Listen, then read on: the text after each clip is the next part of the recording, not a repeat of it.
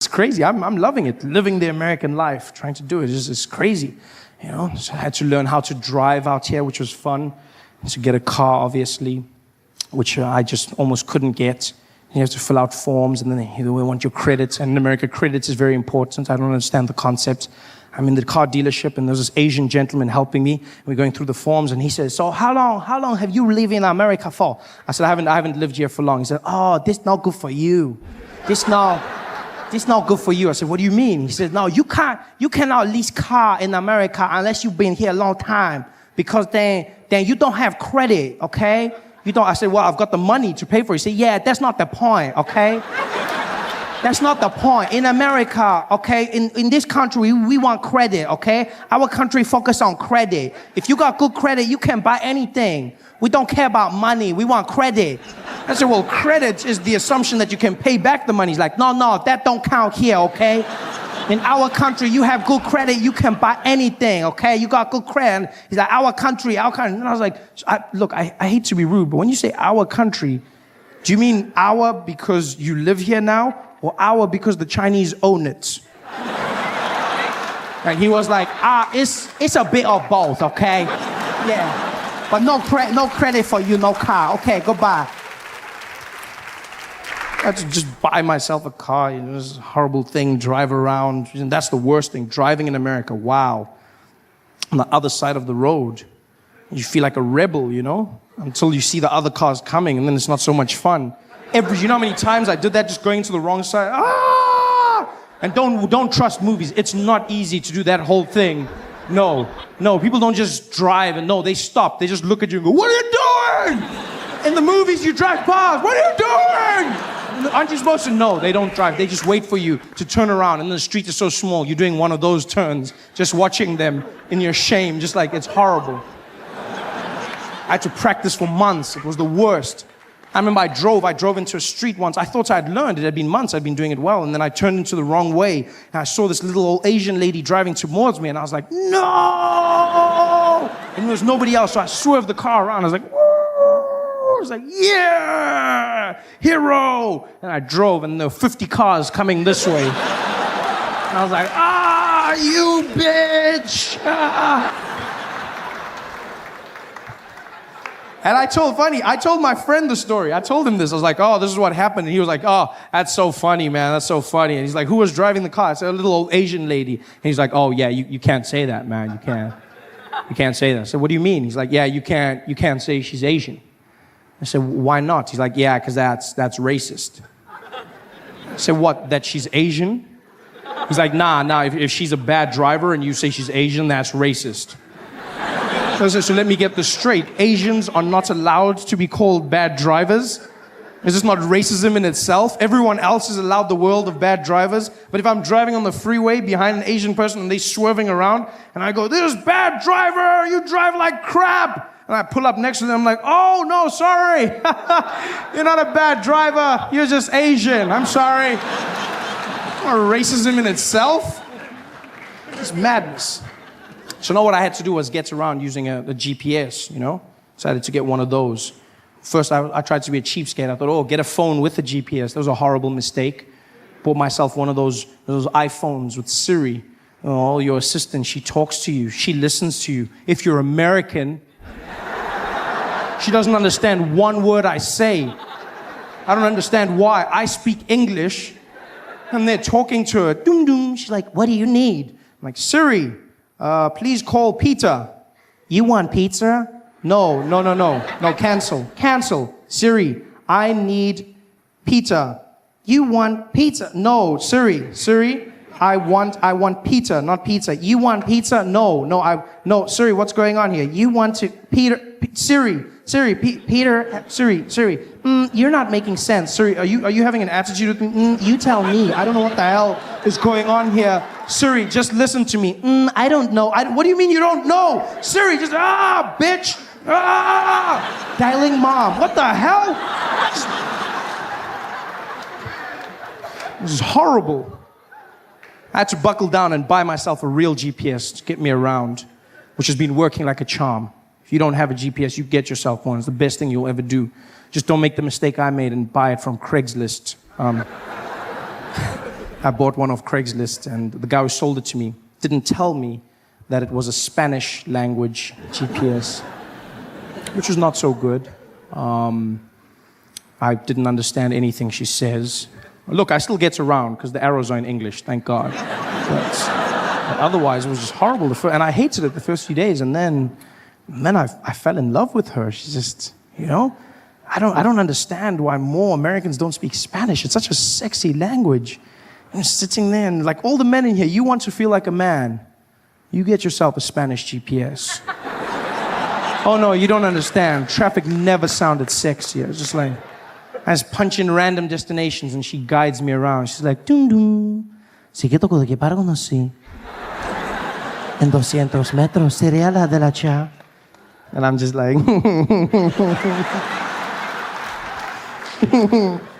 oh shucks, Tom Tom. You say that all the time. This is sexy, She just guides me around. It's beautiful. I love that. I'm going to learn Spanish because of that. Spanish has gone up my list. I had a few languages in Spanish. Spanish was like 6th language. I spoke 4 languages in South Africa.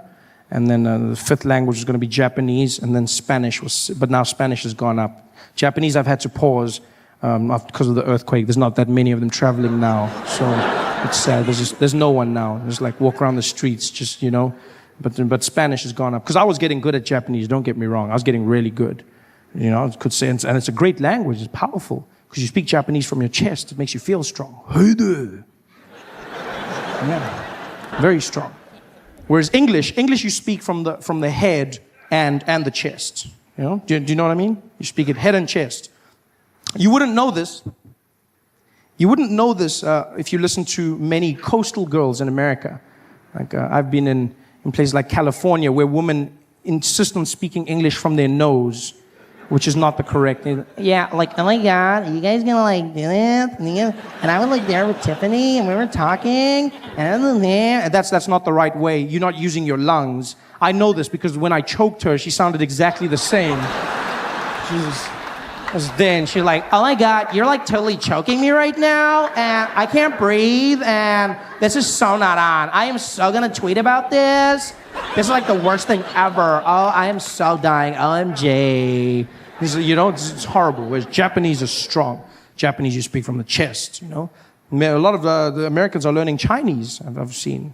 Chinese, I see people say, you gotta learn Chinese. They're taking over. Chinese. Ni hao ma. Shi xing ni. Chinese. It's too late. It's too late to learn Chinese. It's over. No, it's true. Because it's also one of the hardest languages in the world. I mean, how do you learn Chinese now? Just, they've got over 10,000 characters in the alphabet. You know this? 10,000 characters. We've got 26 in English. And there's still people going, what comes after Q? 26. This is, 10,000 they've got. That's super smart. Although they must have the worst Sesame Street in the world. It must suck being a Muppet in that country. I can just see them on a Monday morning singing to the kids. 5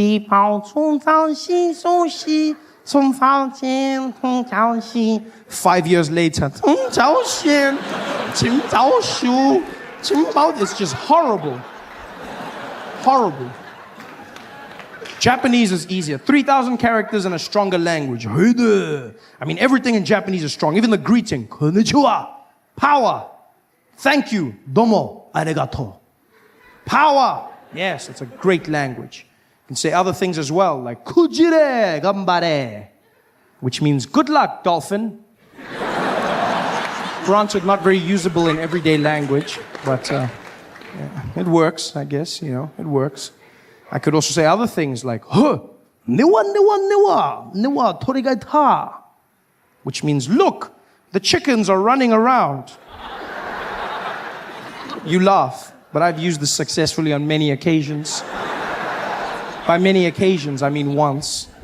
I was in an airport, standing at the baggage carousel, and this Japanese guy came and he stood next to me.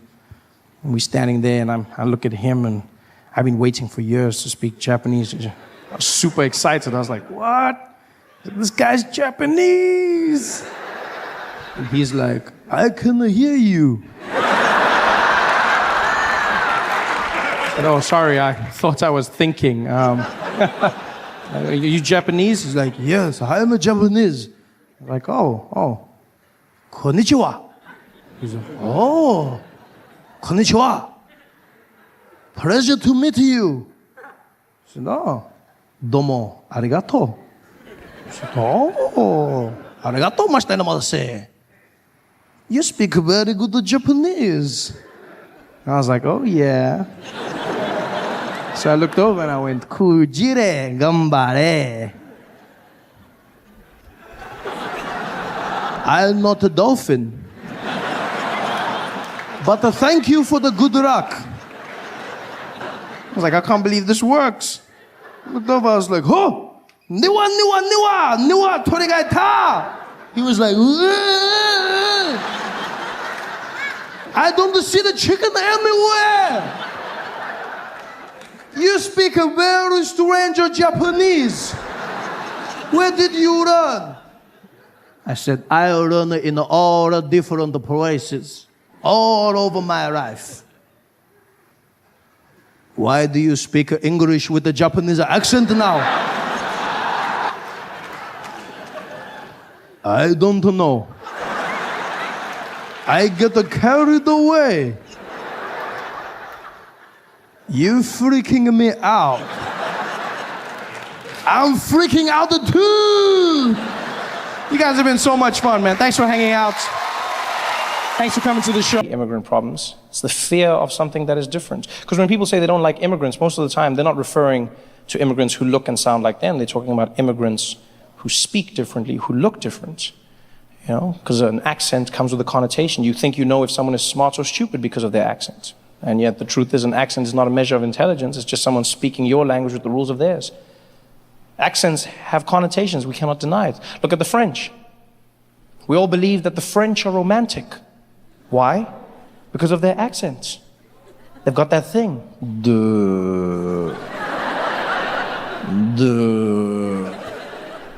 I was thinking that maybe we could,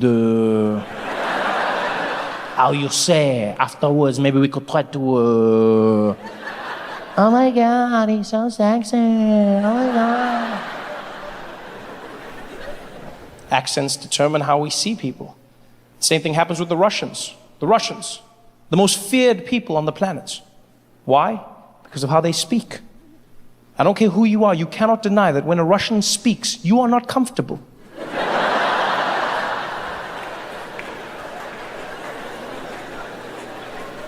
As soon as they open their mouths, yeah, go to kill you, break you. I destroy your family. Even if they say nice things, it still sounds menacing and dangerous. Yeah, fluffy rabbits and teddy bears. Happy Valentine's Day. Sounds like a threat. You don't mess with the Russians. I don't care who you are, where you are in the world, you do not mess with the Russians because of that accent. All of us in the world are afraid of the Russians. They do that thing when they speak. It strikes fear into the hearts of men. And you see it every single day. Look at what happened at the Olympics. We found out that the Russians have been doping for the last 4 or 5 Olympics. Olympic Committee banned them, confidently as well, while they were in Zurich. We here at the Olympic Committee feel that Russians may no longer participate in the Olympic Games due to their doping practices. And they are now hereby uninvited from the Games in Rio and banned hitherto and into the future. Thank you very much. And the Russians were like, what did you say? Well, the truth is, you know, the Olympics is for everybody, yeah? You can come when you want to. I mean, you know, who am I to ban you? Yeah, this is for all of us. Okay, I see you in Rio. Okay, yeah, Wiedersehen, bye-bye. Everyone's afraid of the Russians. You see it when it comes to geopolitics. Look at what happened in the Ukraine. Russia took a piece of another country, annexed Crimea, no provocation, no reason. Out of nowhere, the Russians were just like, yeah, I like. And the whole world, what did we do?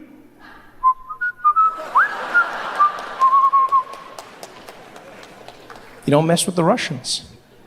Most frightening people in the world. You know how I know this? You know how I've learned? Because I've learned how to use the Russian accent for myself.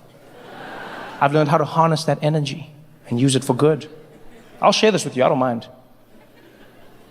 I'm not particularly comfortable in the house at night by myself. What I'm trying to say is I'm afraid of the dark. And I know it's stupid to be afraid of the dark, right? Because there's nothing there, 9 times out of 10. But what happens is I'll be sleeping, and in the middle of the night I'll be woken up by the need to pee. And whenever that happens, I'm always faced with the eternal dilemma. When I go to the bathroom, do I turn the lights on and lose my sleep? Or do I leave the lights off and shit myself? I never know which one to go with. But what I started doing now is I leave the lights off.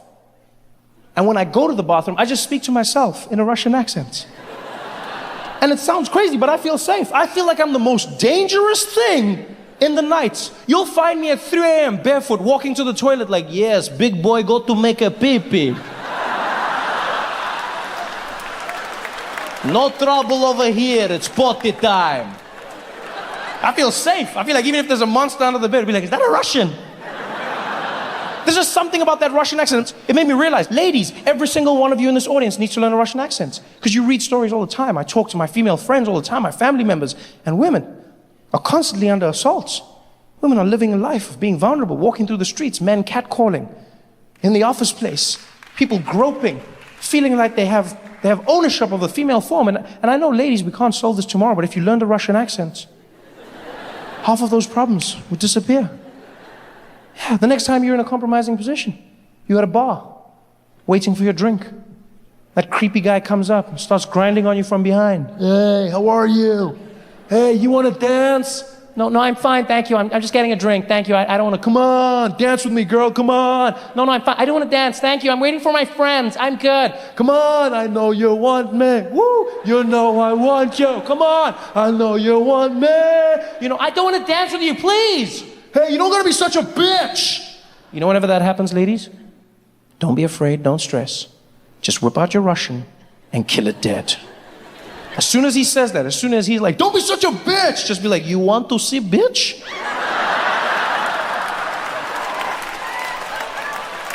Done. Sober up and walk away. Use it for anything, ladies. Anything. At work, in the streets. Use it at home. Doesn't have to be life or death. Could be a mild annoyance. Yeah. Next time you're in bed, you're trying to get to sleep, but you can't. Because there's this horny little rabbit behind you.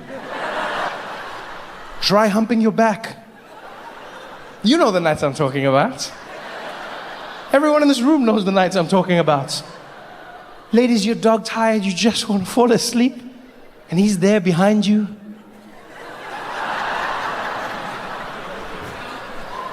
Baby. Baby. Baby. Baby. What? Are you sleeping? Yeah, I'm trying. What do you want? I want you, baby. I've wanted you all night. Oh, I want you so bad. You look so good right now. And that nightgown and your curlers, girl, I just want you so bad right now. Oh, baby, thank you for thinking I'm beautiful, even though I'm in my curlers. But please, can we talk about this tomorrow? I'm so tired, baby. Aren't you tired? I'm never tired for you, girl. I want you right now. Oh, baby, please, let's do this tomorrow, please. I'm so tired.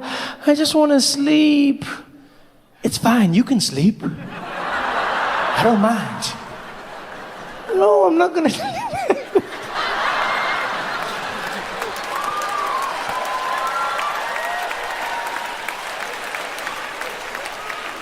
Yo, for real, ladies, can I just say, men are creeps.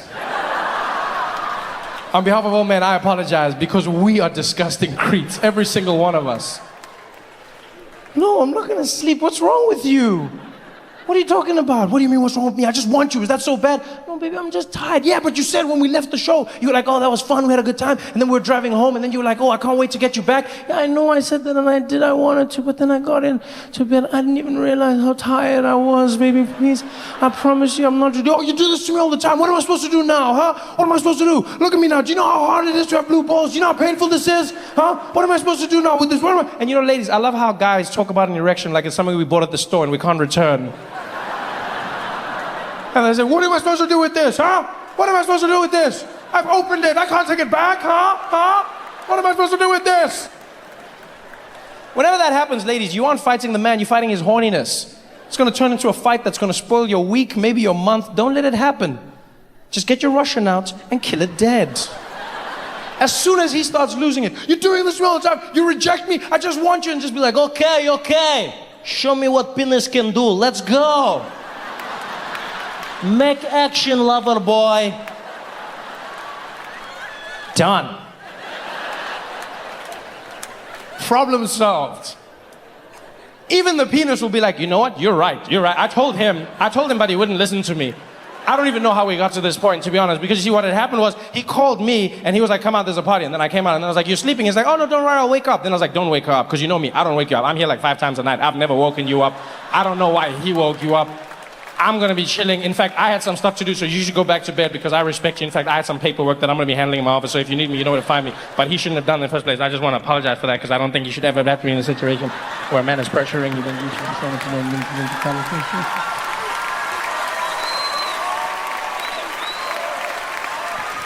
John! Kill it dead, ladies. All you need is that Russian accent. The most dangerous accents in the world. And yet, strangely enough, I found the Russian language does not make me fear at all. Strangest discovery I made. The Russian accent makes me fear. The Russian language does not. Because a language is something someone else speaks. An accent is me interpreting how they're using mine. It's a completely different thing. I was walking through the streets one day, there's a man on the phone, a Russian guy, speaking to someone in English. Sounded like he was setting up a drug deal. And then he switched into Russian, and it was the strangest thing that happened in my brain. He was walking, and he was like, yeah, Vlad, the guys go to bed, okay, at 3 o'clock. Yeah, you go to tell me when you get the package. Afterwards, I go to let you know what's happening. No, Vlad, no, listen, Vlad. Нет, Vlad, vai дальше ракетчина, нет? Вы точно отверяете. Вы точно, нет, вы точно, сепе, нот? Вы точно, нет, который не ведет. Фиамат, когда обычно едут. Нет, вы точно, спасибо, когда же, да. That was the weirdest thing in my head. In my head, he instantly went from international criminal to immigrant. Instantly. I wasn't afraid anymore. It was the strangest thing. He was just a normal person in my mind because Russian doesn't frighten me. If anything, Russian just sounds like a DJ is scratching on a turntable. That's all I hear when I hear Russian. It sounds like a DJ took a turntable and is scratching English like, yeah, Vlad, the guys go to bed, okay, 3 o'clock, okay? Yeah, you got to let me know when you get the package. Afterwards, the guys got to call me, okay? Yeah, don't worry about that. I'll let you know what's happening. No, Vlad, no, listen, Vlad. Ведь значит, дорожкова, как я значит, вот и жверкичи, вот на вот партишника, вот нет, воржета, вот значит, вот снарче, вот кепочня, вот эбе. So many of our heroes, we chastise them. We bring them down. It's jealousy, it's hatred. Umona. Heroes that we don't acknowledge. Greats. After Nelson Mandela, we always go, nobody else can live up to that. Yeah, but there's small levels of greatness. You don't even have to look far. For instance, our great sign language interpreter. Tamsang. Yankees. The man who made it all happen. Huh? He was there at Nelson Mandela's memorial service. A service that the whole world was watching. And because of that, the service was translated to everyone all over the world. Translated into all languages, including sign language. And so Yankees was there translating for those who didn't understand. Unfortunately, he also didn't understand sign language. Which is a small problem. A problem that he didn't let stop him, people. Where others see obstacles, he saw an opportunity. People go, he's a con man. He's a bloody, how could he do something so deceitful? Yeah, you gotta go, how could he do something so deceitful? That man Yankees showed something so powerful. He's a role model to the children.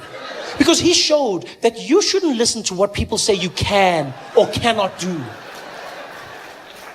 If you believe in yourself and you work hard enough, anything is possible. People told him his whole life, they're like, Yankees, you can't do sign language. He was like, we'll see about that. Bitches. And he did it. He did sign language for the most powerful people in the world. Every single one of them, Yankees was on that stage doing it and doing it well. Nobody even suspected him. Nobody. People were just like, he's doing his thing. People ask questions. Where did he come from? Did he sneak? He didn't sneak in. He's been the official sign language interpreter for the government for the last 5 years. Yeah. Official. For the last 5 years. And apparently before this, people have complained. But obviously the complaints fell on deaf ears, so nothing was done about it. And so he just carried on. And now he was here. The biggest event of his life. Signing for the world. Signing. Just making it up. In the zone. Nobody suspected. I suspected though. I did. No, I did. Let me tell you why. No. Let me tell you why. Not because I know sign language. But because I know my president. And if there's one thing that's specific. Is when Jacob Zuma reads a speech, right? Jacob Zuma reads a speech. He's a very deliberate man. He's very calm, very measured. Takes his time. The rhythm is the most important thing. And Yankees didn't match his rhythm. I knew there was something wrong. You remember this. Zuma was there reading Mandela's Wikipedia page, right? And while he was reading, Yankees was doing totally different, like the rhythm was wrong. Zuma was there like, and thereafter, Nelson Mandela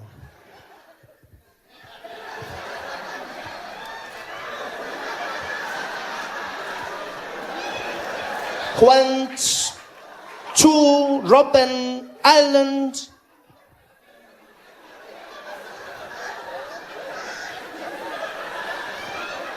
for his imprisonment.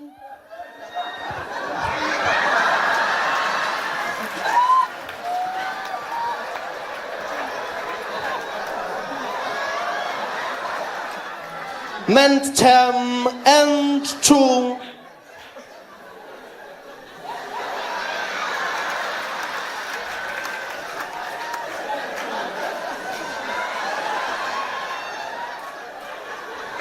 fight for the rhythm didn't match, right? Zuma was on page 1, that guy was on like page 17 or something. It didn't match up at all. It's almost like Zuma was translating sign language for us. That's how slow it looked. Sorry, I haven't practiced, guys. It didn't match up. None of it.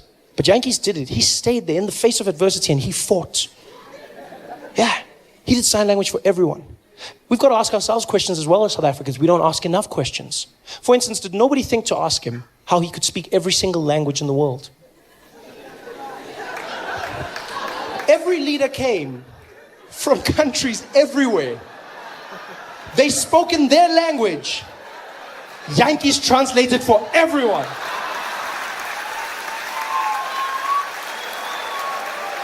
Did nobody stop to ask? Even for a second. The president of Brazil is standing up there. Nelson Mandela está στο pai. Nós devemos de você, de casa, do gosto muito, pelado que estava pesado. Nós do Yankees was there.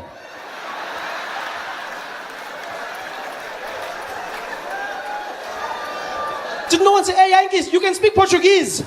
I'm in the zone, Baba, I'm in the zone. I'm in the zone. Did nobody think to ask? He did sign language for everyone. The ambassador of China was up there. 가도시, 전도이 넬슨 만델라. 다고 입시fu 다도 신주의 공고로 바도시. Yankees was there on the side.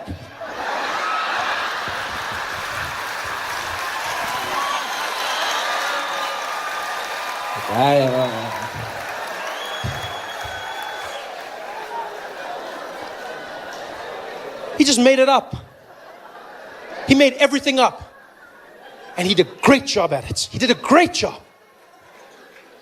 But then, like a true South African, he just took it too far. Enough wasn't enough. That's our problem in South Africa. That's all it is. We don't know when to stop. We take it too far. The same thing happens with tenders, all of these things. Guys are stealing houses and everything. I go, guys, I understand you want to steal. I understand that. I understand. But if you get a tender to build 10 houses, steal one, build 9. At least 9 people have houses. Don't steal all the houses. Somebody's going to notice. And then you can't steal more houses. But no, we want it all in South Africa. We take it one step too far. That's what Yankees did. He had done it for everyone. He'd done a great job. The best fake sign language the world had ever seen. He had gotten away with it too. Until Barack Obama came up to speak. This was a speech that was going to be performed by the most powerful man in the free world. 90 million people watching that speech. This, my friends, is the point where you pack up your little bag of tricks and you call it a day. Not Yankees. If I was Yankees, that's where I would have called it quits. I say, hey, Yankees, next one. Who is it? Barack Obama. The whole world is watching this one. I know. Sorry, guys. Sorry. Hey, my fingers are cramping. I've lost my voice. Sorry. Oh, no, not Yankees. They're like, Barack. He's like, I'm there. And he was. Doing sign language for Barack Obama. And they found out that while he was doing the sign language, he kept on using the same signs over and over again, right? The few real signs that he actually knew. And apparently all he knew was 4 things that he kept on doing repeatedly. And those things, they asked afterwards, real sign language interpreters, they found that he was doing this, right? Which means greetings, yeah? Greetings, he kept on doing that. Another one he loved doing was circle, yeah? Circle. One of his favorites was smoking, yeah? And every now and again he'd go, get a little blah, blah. That's all he did, over and over again. Can you imagine that? Nelson Mandela's memorial, Barack Obama pouring his heart out. There he is, Barack Hussein Obama. And Yankees.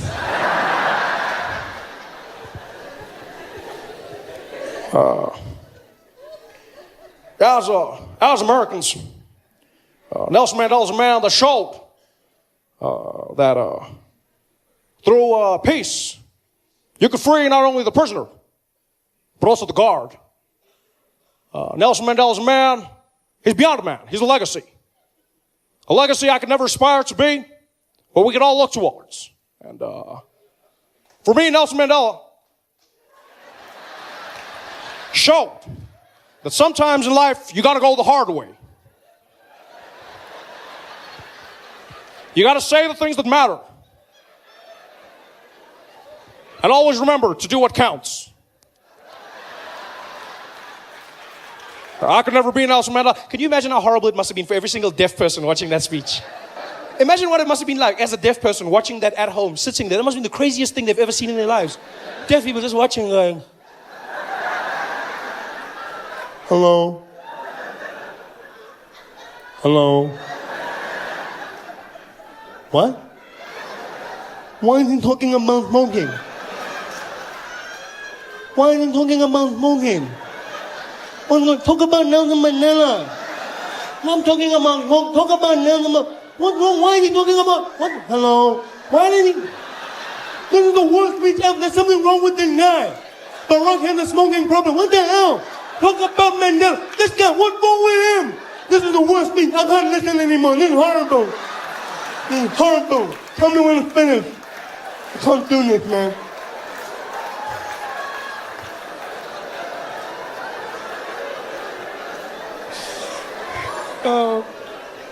That speech must have been ridiculous.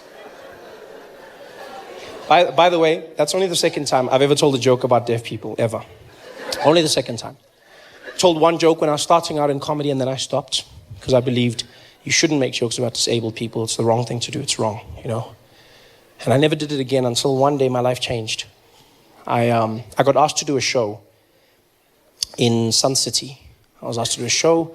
Sasol was organizing a going away party for the South African Paralympic team when they were going out to London. And so they invited me. They said, Trevor, we'd like you to come and do a show to perform for Ama Kroko Kroko. We'd like...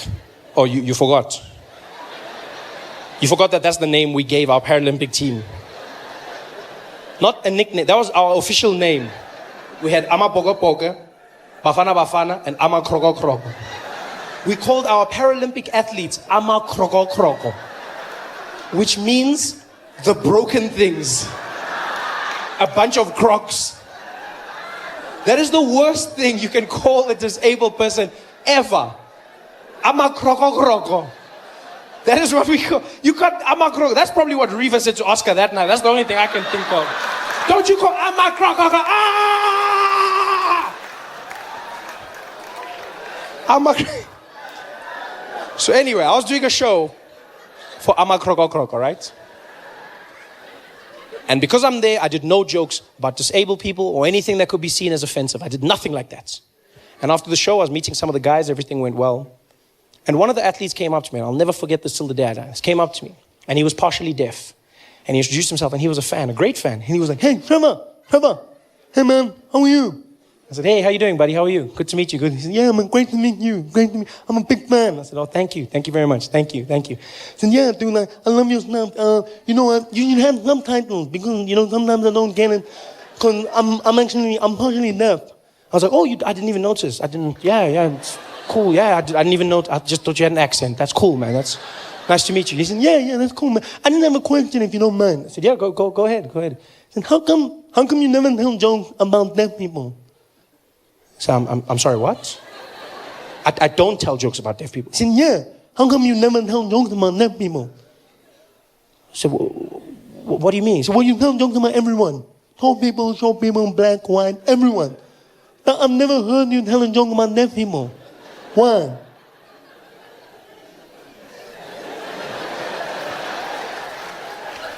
So you've never heard me tell a joke about deaf people? Yeah.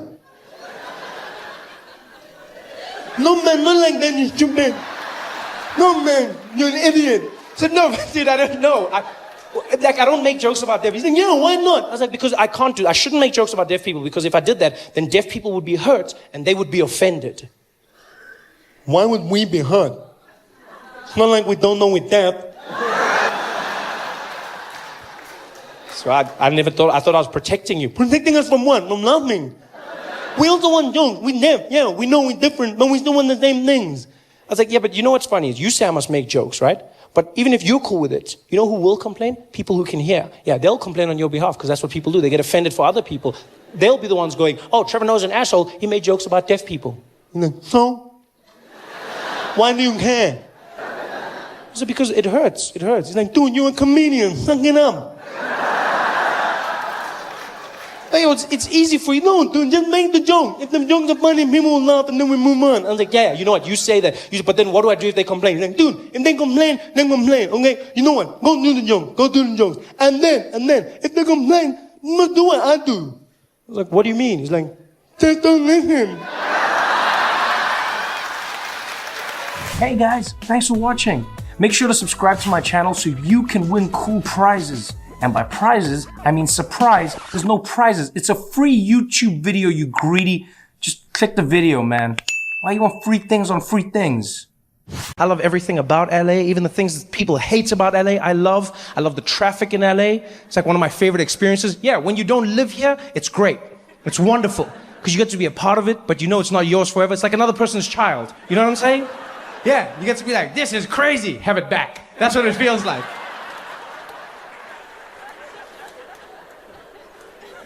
I love it, man. I love the vibe, I love driving out here, and while I'm out here, I get to listen to the radio, because you guys have great radio stations, because you're always in your cars, In New York, like radio's not a big thing for me living in New York. I ride my bicycle, I walk through the streets, I can't listen to music because I'll die. But in LA, that's all I do. You just listen to music. Now these days when you're driving around, all you hear is trap music. That's the big thing you hear is trap. That's the new music on the radio. It's really fun, trap. I don't understand what they're saying, but I enjoy it. Yeah, every single song is the same. Every trap song to me sounds like a toddler complaining about life. That's all I hear when I listen to trap songs. Every time a trap song plays on the radio, I think of my little brother. He'll go outside, he'll like hurt himself, he'll come back crying, and it sounds like every single trap song ever. He'll like walk in like, and I'll be like, yo, Isaac, what happened, buddy? He'll be like, and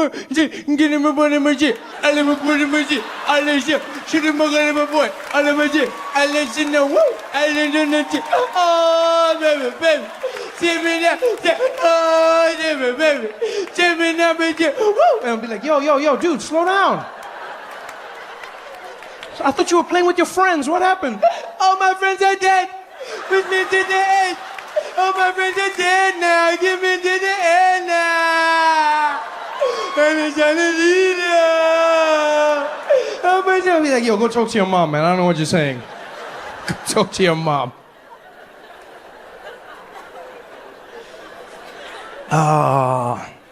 The city of angels. I love every moment, man. I'm enjoying myself. I just got back from vacation, so I'm having a great time. You know when you got that vacation swag? You know, you still got that thing, you know, you still feel loose, you feel relaxed. I went to Bali on vacation, yeah, out in Indonesia. Yeah, if you've never been, make a plan and get out there. It's an amazing place. I went out with some of my friends, learned a few things about myself as a person. Most important thing I learned is somebody needs to invent a TripAdvisor specifically for black people, right? No, because just generally I find that what white people want to do on vacation is what black people are trying to escape. And not in a bad way, it's just like we want different things out of life, you know? Like my white friends are always inviting me camping, for instance, always. Like with enthusiasm, we're all like, Trevor, you want to go camping, dude? I'm like, why? Why? It's like, dude, what do you mean why? It's amazing, you're kidding me? It's like no water, no electricity, you know? It's just like us in the great outdoors. You gotta like take a dump in the hole in the floor or something, dude. I'm like, yeah, that was my life. That was me growing up. You know how hard I worked to never go camping again? Every day I wake up in my bed and I'm like, thank God I'm not camping. If my family saw pictures of me camping, they would be devastated. My grandmother saw me out in the woods. She'd be like, oh, what happened to Trevor? Oh, I thought he was successful. Oh, it must be the crack.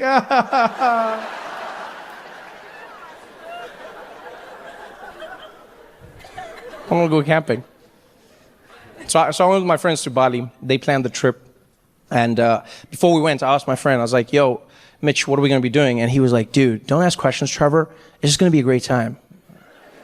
I was like, yeah, I want to know what the great time is going to be about. He was like, dude, don't ask questions. I should have asked questions. Because we had fun. But the trip, like there were a few things that were weird that I wouldn't necessarily do on my own. For instance, on the third day of the trip, right, we had what was planned, what was built in our itinerary as an authentic Balinese experience. Right? That's what they called an authentic Balinese experience. And what they did was, they woke us up at 5 a.m., put us in a little bus, and we drove for like 3 hours. And when we got there, get out of the bus, we're like in the middle of it, it's like a remote village, and the little tour guide, really happy, way too happy for that time, and he's just like, welcome everybody, are you ready for a good time? And I'm like, yay. And so he's like, my name is Deng Basan, and I'm going to be your guide. Today, you will have an authentic Balinese experience. So exciting! Follow me. And so we follow him, and he walks up to a little door. And I'm like, oh, okay, this is going to be like a temple or a cave or something. And he's like, welcome, ladies and gentlemen, to the real Bali. And he opens the door into somebody's house. This is not a museum house. This is just a house. Like someone lives there every single day. He opens the door, and he's like, this is the home of someone in Bali. He eats here. He sleeps here. I'm like, does he know we're here? Because like we didn't knock. Nobody answered the door. For all I know, we're breaking and entering right now. We're in some weird Balinese gang. I don't know how this works. And as I'm about to ask the question, he turns and he's like, over here you can see the owner of the house. He's in the corner. And we turn and there's a man the whole time. He was just sitting there, frozen stiff. And now I'm like, is this guy part of this? I don't know if we should be doing this or should not be doing this. And Deng Basan turns to him and starts speaking to him in Balinese. He's like, he's like, okay, you can touch anything. And so I'm like, oh no, I don't think we should. Before I can even finish, the people in our tour group were like, yeah, touch it all. Oh my God, touch it all. Oh my God, does he sleep here? Oh wow, is this where he eats? Oh my God, I can never do this. Oh my God, excuse me, thank you so much for having us. Oh my God, I appreciate my life so much more right now. Thank you so much, this is horrible. Can we take a selfie? Thank you. Are you on Instagram? I'll just put hashtag the man. Thank you. Oh my God. So I'm really awkward right now, right? Because this is like something culturally I'm not supposed to be doing. Right? As an African person, I should not be in somebody's house rummaging through their life. So I'm standing in the corner, really uncomfortable. And the owner of the house, he's really accommodating. He's friendly. You know, he's like, yes, thank you. Enjoy. Thank you. And then he turns and he looks at me. And this was one of the most magical moments, right? Because he was smiling at everyone else. And his face completely changed when he turned. He was a little hospitable. He's like, yes, thank you.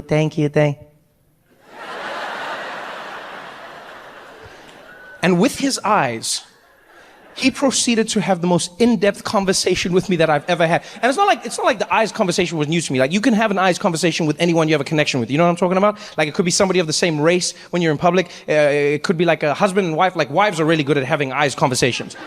They'll shit on you hard. Like, you'll be in public together, and then you'll say something off. You'll be like, oh, if only she did that. And she'll be like, oh, hell no, I cannot believe you said all of that. But it's just eyes. I cannot believe you said all of that. Wait until the next, oh, you want to air our dirty laundry out in public? Oh, you're going to see how this is going to end up. Oh, you say this and enjoy this moment right now because you know it's over. And you're like, yeah, I shouldn't have done that.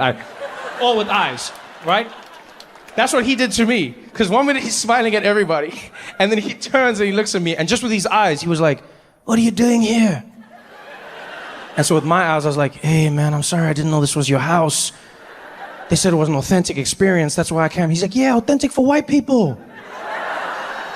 You got your own poor. Go back to where you came from. I said, yeah, I shouldn't be here, man. I'm sorry, man. I'm sorry. So I left. I go outside. About 15 minutes later, everyone's done with their poverty porn, so they come and join me. And Dengba-san follows the crowd. And he's having a blast, you can tell. You know, he walks out and he's like, everybody have a great time. I know you enjoyed that. Now, it's time for a special surprise. Follow me, everybody, to the back. And he takes us to the back of the house, right? Where there's this area that they've laid out where clearly they have some sort of performance. There's a stage, there's raked seating, and he tells us to find our seats. And so we all sit down. And there's people from all over the world in our tour groups. Myself, my American friends, you got some British people, there's a French family, a dad and his son, they sit next to me. And so I sit in the front row, and Dengba-san comes back out, and all of a sudden he's wearing like a giant Balinese headdress, looking really beautiful, you know? And he looks at us and he's like, ladies and gentlemen, are you ready for an authentic Balinese experience?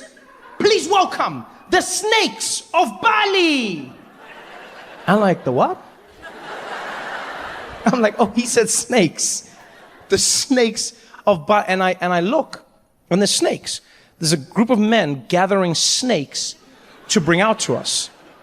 And so I'm like, oh yeah, no, I don't, no. No, because you see, as a black person, culturally, I'm trying to not die. So I take all my stuff, I start packing it. And the French guy turns to me and he's like, my friend, where are you going? The show is starting. I said, yeah, no, the guy said the snake's coming, so I'm gonna move.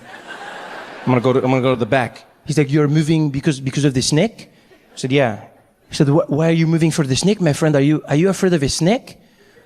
I said, yeah. That's exactly what I am. I'm afraid of the snakes. He's like, such a big man, but you're afraid of a snake? I said, yeah, with a big brain. That's why I'm afraid. It's a snake. Like, you're not gonna trick me into not being afraid of a snake. Like, my toxic masculinity is not so high that I'll be like, yeah, you know what, man? Come on, snakey. Come on. It's a snake. Instead of just letting it go, this guy turns and he's like, I cannot believe it, a big man like this. Hey, Jean-Pierre. He turns to his son. He's like, Jean-Pierre, monsieur le droit de ici, le serpent, parce que ici, le pardon ici, le... And this kid's like, ha ha ha! Snake! And he's like, oui, snake! Are you afraid? Snake! What is this? It's a snake! Snake! And these two carry on for like 15 seconds nonstop. Right? Just back and forth. Snake the whole time. He's like, snake, are you scared? Snake. I'm like, whatever, man. You guys lost all your wars. So I go to the back. Right? I don't have time for this. I don't have time for this because there's snakes. So I go to the back, take all my stuff, and I climb up, and I'm sitting at the top, right? Because I want to see the show, I just don't want to be a part of it, okay? And so I've got my stuff, and I move all the way up to the top, and I sit there, and as I get there, the show starts. And Deng Basan's really excited, and he's like, ladies and gentlemen, please welcome your first performer, the powerful Python. And dude comes out with a giant python wrapped around him, right? And this guy had this cool trick where the python would squeeze him really tight, super tight, so tight you could almost hear his bones cracking, right? And then he'd make a sound, he'd be like, eh. And the snake would let go. And then it would start squeezing him again, and he'd be like, eh. And the snake would let go. And it would squeeze him again, and he'd make the same sound. He'd be like, eh. And the snake would let go. And I was like, wow, this is dope. This is cool. Yeah, they're in a consensual relationship. I like this. This is, And so he leaves with the snake. The next performer comes out, and this guy had a green mamba with him, right? And so Deng Basan is like, ladies and gentlemen, the green mamba. And this guy comes out, and he had a cool trick where he took the lid off the basket, and the green mamba would come out, and then it would start doing like a little move, and then someone would play music, and then the snake charmer would dance with the snake, and they'd do the same moves. It was dope. It was like a Justin Timberlake video, just the two of them, okay? Like back and forth. I was like, oh, that was dope. And the snake goes back in, and then Deng Basan came out one final time, and he's like, now, ladies and gentlemen, are you ready for the final part of the show? Please welcome the King Cobra. And the final performer comes out with a cobra, puts the snake down, lifts the lid, snake comes out. And I don't know what it was about this snake, but you could feel the energy change. Like, they were all snakes, but the snake looked mean. You know? Like it looked like it hated life. There was something about it. Like the snake looked like it had a mortgage.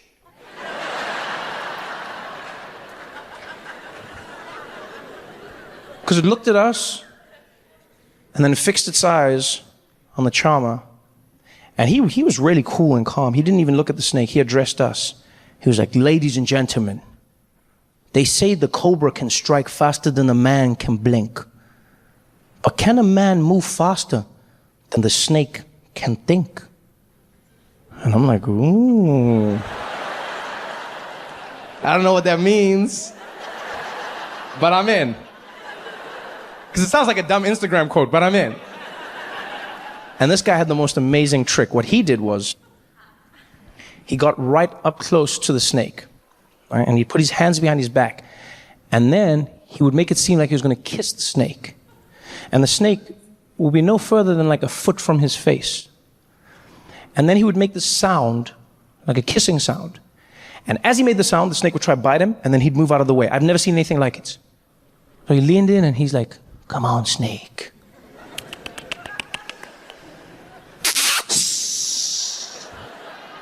Too slow, Snakey. Try again. No love for you, my friend. Come on, Snakey. And all of us are enthralled. Every single one of us. No one's making a sound, no one's moving. And he does it over and over again. And then, to take it to the next level, he closes his eyes, pouts his lips. And I guess at this point, the snake was probably like, oh, I think I figured this out. This dude's gonna make the sound, and then he's gonna move. But if I bite before the sound, I can change everyone's lives. Because that's exactly what the snake does. The guy closes his eyes, pouts his lips. Before he can make the sound, the snake strikes him, pah, bam, hits him on the mouth, right? Cuts his lip open, blood goes spraying everywhere. Now, that should be the end of the story. That should be the craziest part of the story. No, this is the middle. The snake hits him on the mouth, the blood goes spraying. This guy jumps back and then acts like he didn't just get bitten by a snake. Which makes us think we're crazy, because we all saw it. Everyone in the audience was like, oh, and then he jumps back. And he just like shakes it off. You know what he did? He did that thing. You know that thing that people do where like you get their hand jammed in a car door or something? Like, you know, like it slams and it'll be like, and then people will just be like, He did that, but with a snake. So the snake hits him, the blood sprays, and he jumps back and he's like,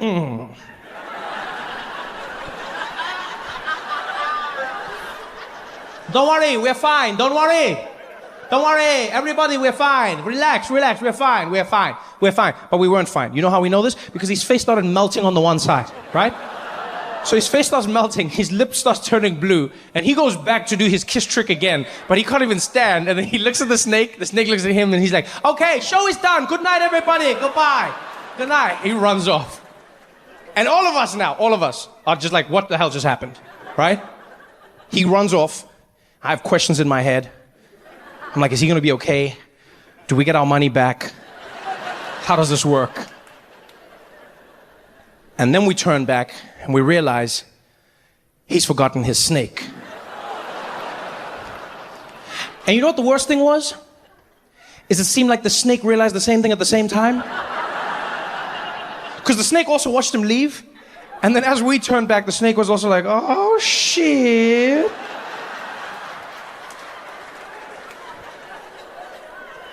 And so now, it's just us and the snake.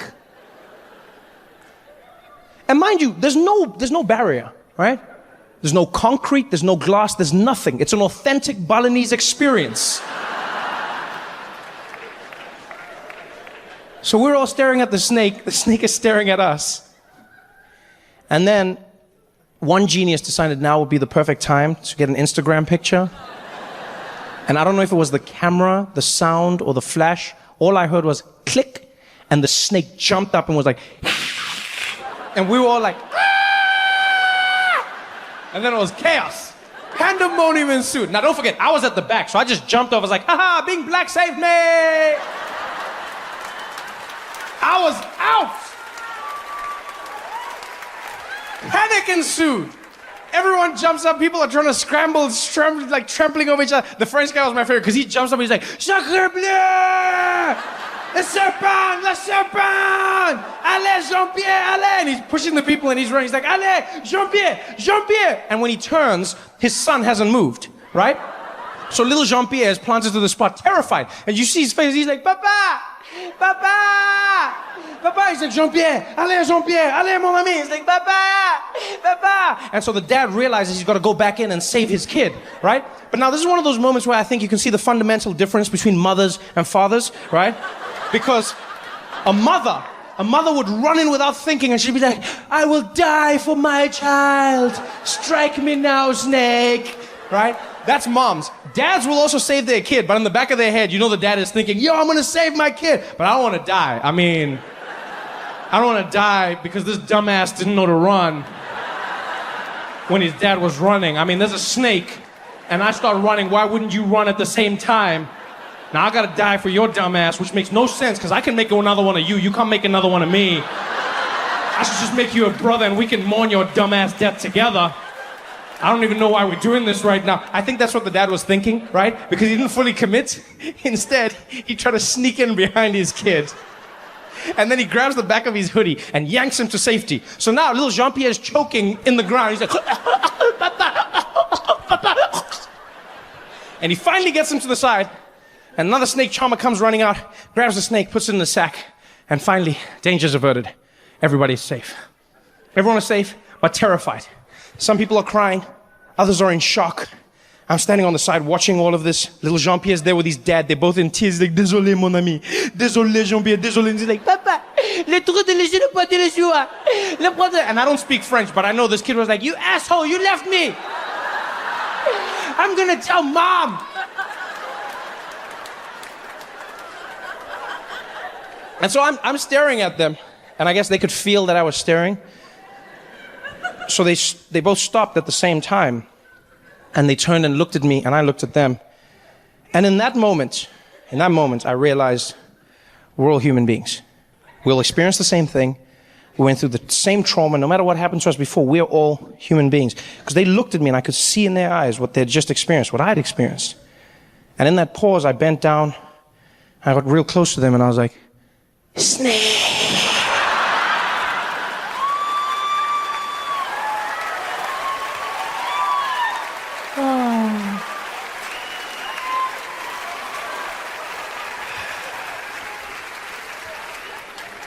That's how racism starts.